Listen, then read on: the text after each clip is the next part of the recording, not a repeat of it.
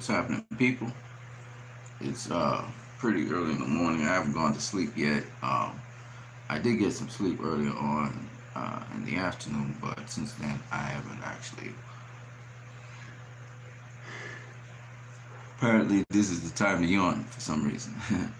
We want to talk about Canelo versus Golovkin 3.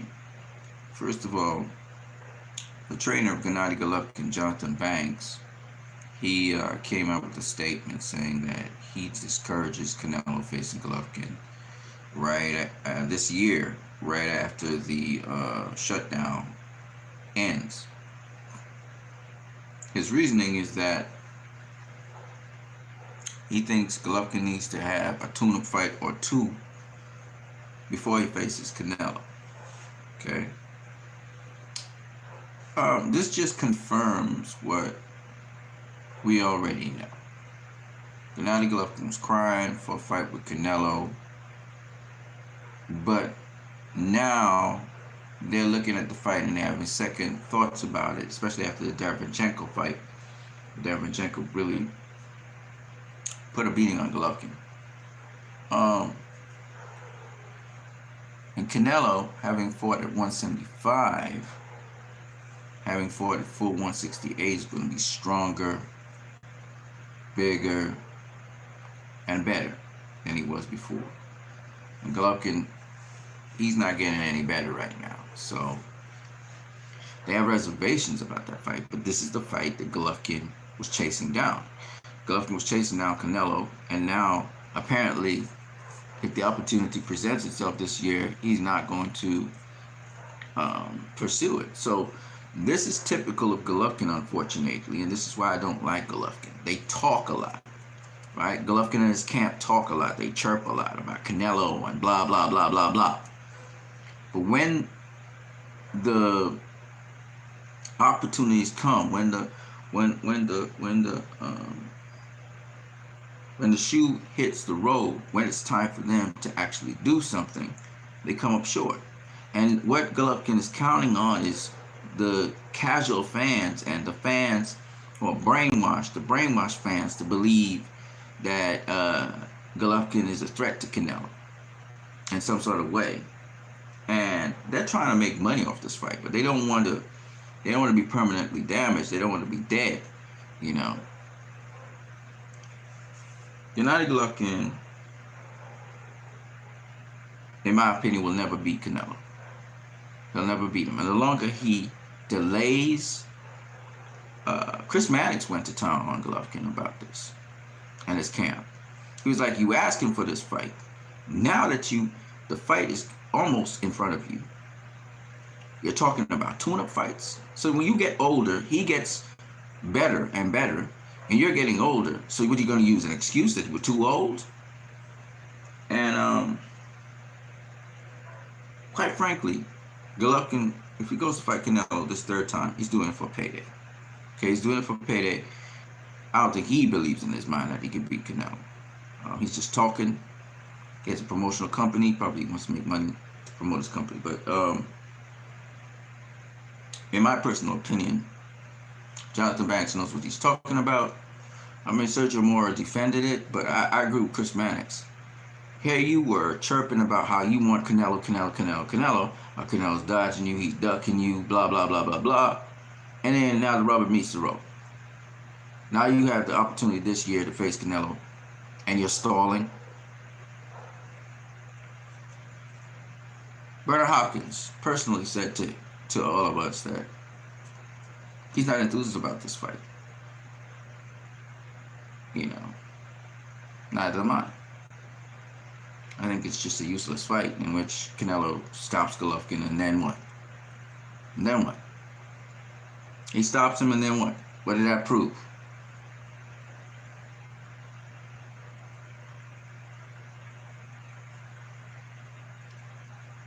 It don't prove nothing.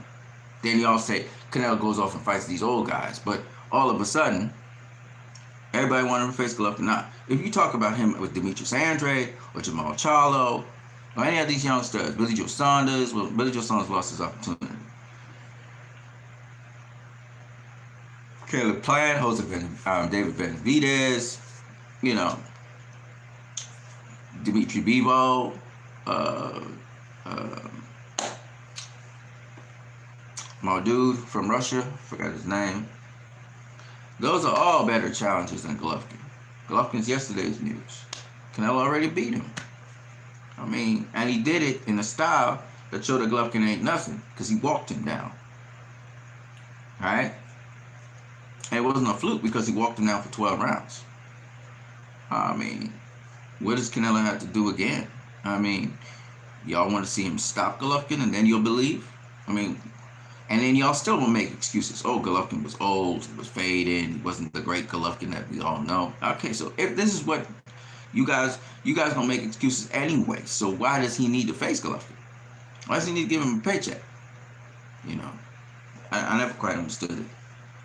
You know, fans have these, it's like, in my previous video, I was talking about Mayweather, his greatest challenge.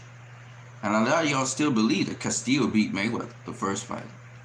And they're just, some fans, no matter how much you reason with them, no matter how much you show them facts, they're going to continue to say that Castillo beat Mayweather in the first fight.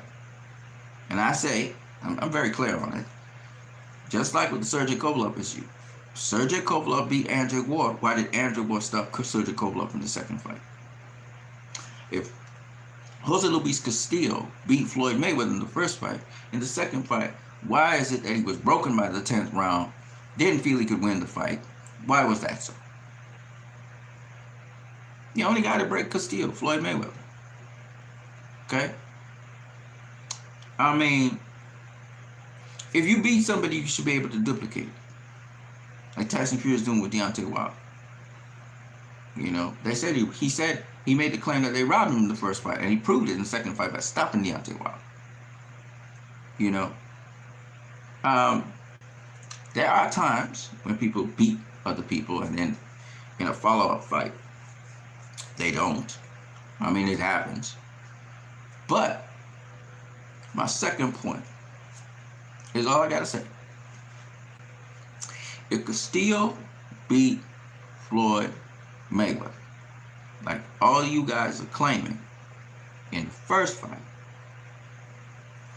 and if Gennady Golovkin beat Canelo in the first fight, and y'all say Canelo was running from Golovkin, why is it in the second fight Canelo was walking Golovkin's ass down? And why, if Castillo beat Floyd Mayweather in the first fight, did Floyd Mayweather go toe-to-toe with Castillo in that first fight? Because the whole thing that people were saying was Floyd was running from Castillo, and Castillo was cornering him and beating. I heard show business adults say Castillo was beating Floyd's ass up, which was not the case.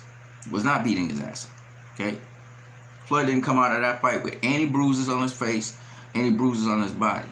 He just had his arm problems, right? Which was clear. This was true. This was no excuse. He actually said it in the corner. So if Floyd had his good arm, he showed what he could do with Castillo. Wasn't his greatest performance, but it showed that he could fight under any circumstance and get the W. All right, Castillo did very well in rounds, in my opinion, round 6, round 7. He lost the point in round 8, and so I don't think he won that round. Round 9, Floyd lost a point, so he lost that round. Castillo and Floyd, round 10 was a hotly debated round in which both guys were fighting on the inside. Round 11 was the same thing, and round 12 was the same thing. They rumbled for the remaining rounds. Now think about this: Floyd takes rounds 1 to 5. Sorry, he takes rounds 1 to 5. He's left guys to get 2 rounds. He already got 1 in the bag in round 8. He just needed 1 more round. So up rounds 9, 10, 11, well, he lost round 9.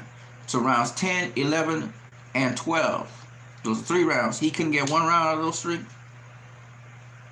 I'm just saying. Right? You said Castillo took all the last 3 rounds. And so we're a draw. I mean, you said, many people are saying that Castillo beat Floyd. I just don't understand that part. I don't understand where they're getting that from. Where they're getting their information from. I get it getting from Harold Letterman. Harold Letterman never right. Harold Letterman favors the aggressor. He don't even have no reason behind it. He just favors the aggressor.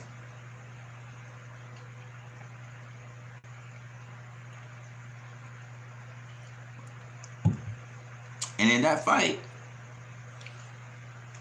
you know, if you want, you can favor the aggressor. But at the end of the day, you look at it, in final 3 rounds, Floyd took one of them. He won. So no matter how you look at it, no matter how you score it, whether you thought those last 3 rounds were close or not, you know, there are rounds that, if Floyd beat Castillo 7-5, that's that. It's done. He won by, I think he won it by a wider margin. I think he won the first. He won the first fight 8-4. I think 8-4. I think somebody gave him 7-5. The second fight by a wider margin, where I thought that it should be even closer. It should have been 7-5. Somebody might have even had it even. It could have been a majority decision. Well, nah, nobody would have it even because the last 2 rounds Floyd took those.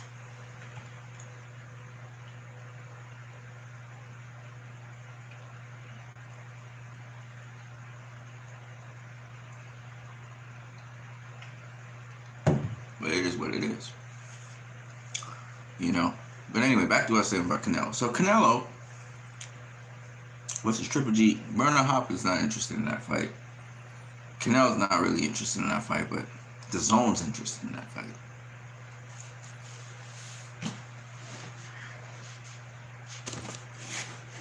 A lot of people are saying that it's coming too late for the Zone.